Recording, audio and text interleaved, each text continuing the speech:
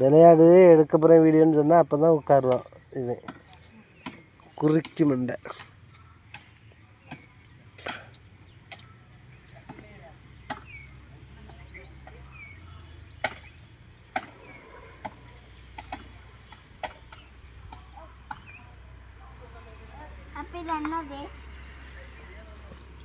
எது டே நீ செல்லு உனக்கு தெரியுமா? நீ சொல்லுடி. எஸ் தானே அது? வேற என்னது?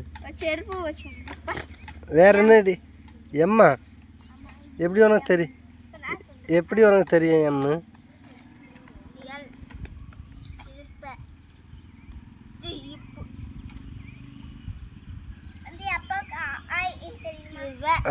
தெரியாது. உனக்கு தெரியுமா?